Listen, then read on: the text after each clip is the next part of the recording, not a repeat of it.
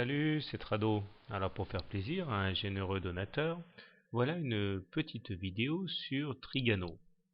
Trigano est en période de consolidation.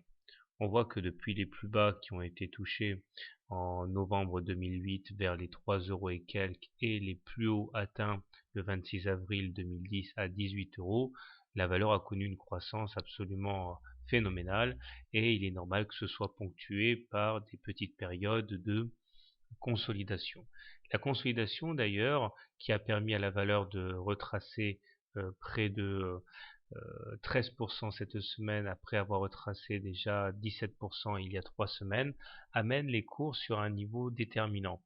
En effet, comme on peut le voir sur le graphique, nous avons ici un canal mauve croissant et les cours sont venus percuter le bas de ce canal mauve, effectuant donc une nouvelle rotation.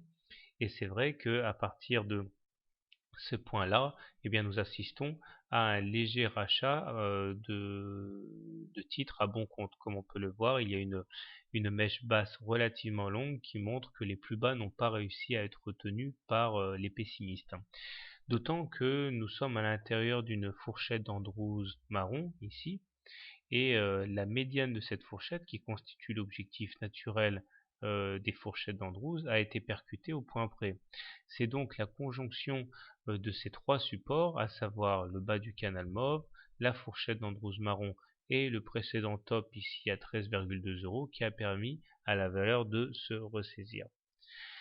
Nous avons également malheureusement une situation assez dégradée sur les indicateurs techniques puisque le MACD est sous son signal au même titre que le stochastique, tandis que le momentum lui rentre cette semaine dans sa zone négative. Donc même si globalement on est simplement dans une période de consolidation de phase haussière, les indicateurs techniques sont un petit peu aux abois. Alors, comment trader la valeur? Avant de trader la valeur, il est intéressant de voir que la moyenne mobile à 20 semaines est toujours croissante, c'est-à-dire qu'on n'est pas en tendance baissière.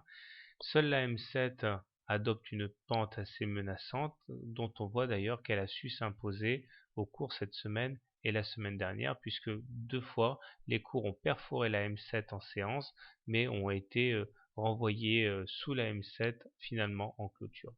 Alors si vous voulez acheter la valeur parce que vous pensez qu'elle est bien, qu'elle est bonne, qu'elle est belle, etc., etc., vous avez donc un très bon point d'entrée là. Il s'agira quand même de mettre un stop loss en cas de clôture sous le niveau des 13,2 euros. L'objectif étant d'aller faire une nouvelle rotation pour aller chercher le haut de la fourchette d'Andrews marron vers les 18 euros.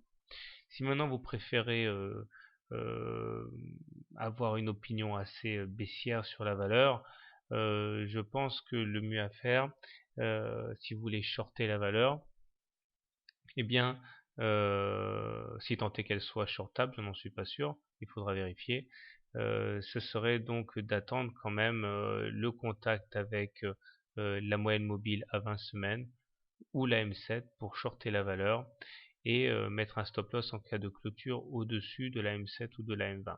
L'objectif étant un retour sur les plus bas. Mais j'insiste, hein, comme ce n'est pas une valeur que je suis et que c'est simplement une vidéo destinée à remercier un visiteur, je ne sais pas si on peut spéculer à la baisse sur Trigano. Voilà, bonne semaine, bon trade et à bientôt.